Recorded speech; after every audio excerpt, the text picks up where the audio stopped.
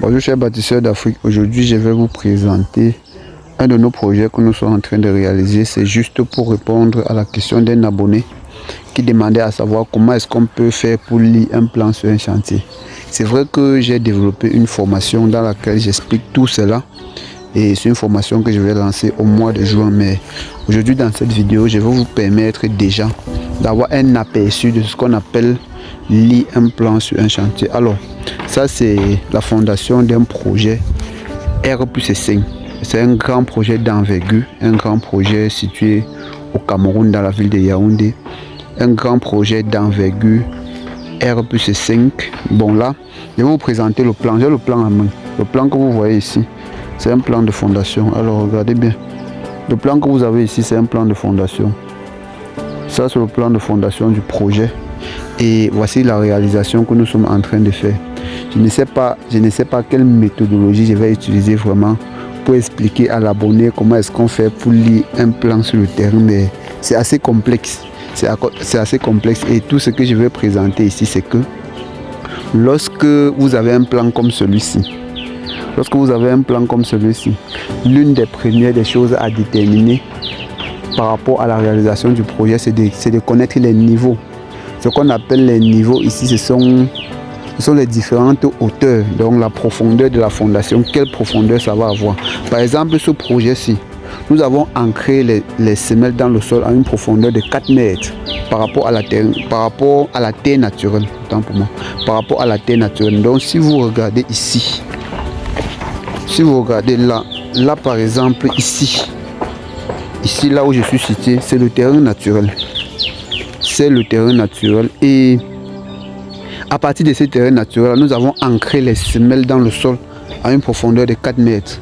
Parce que là, ça a déjà été remblé partiellement. Vous ne pouvez pas voir totalement. Ça a été remblé partiellement. Et vous voyez que nous avons mis le flincote, donc les produits d'étanchéité pour pouvoir isoler nos semelles isoler nos amorces et nos semelles également avant de verser la terre.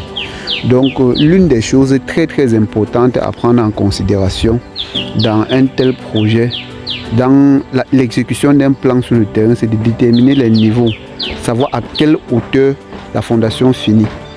Vous voyez un peu, parce que c'est à partir de la hauteur définie là qu'on parvient à faire l'implantation, on parvient à définir ces mêmes niveaux là sur les chaises d'implantation.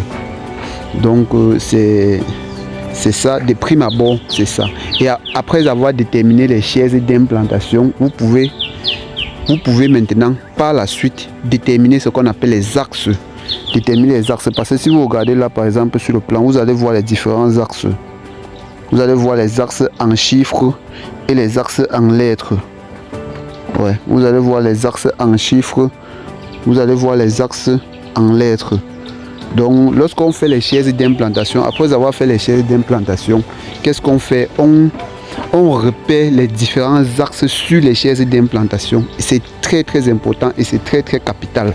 Lorsqu'on a défini les différents axes sur les chaises d'implantation, on peut maintenant utiliser ce qu'on appelle les ficelles sur le chantier.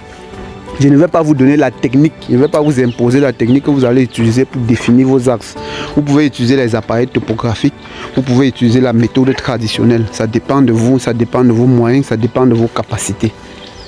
Donc à partir de là maintenant, vous pouvez faire quoi? Vous pouvez tendre les ficelles.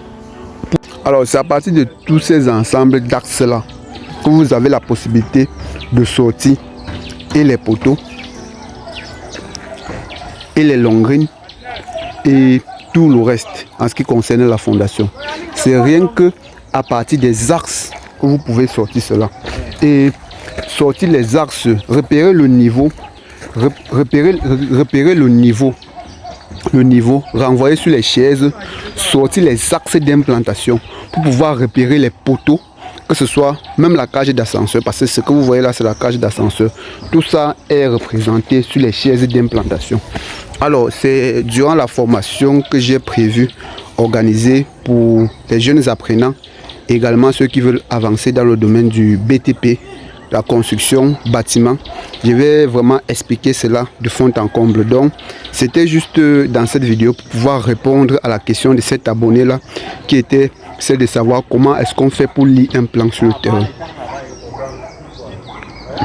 Alors, chers bâtisseurs d'Afrique, merci de vous abonner. Merci pour vos abonnements. Merci pour vos différents commentaires, vos messages d'encouragement. Merci.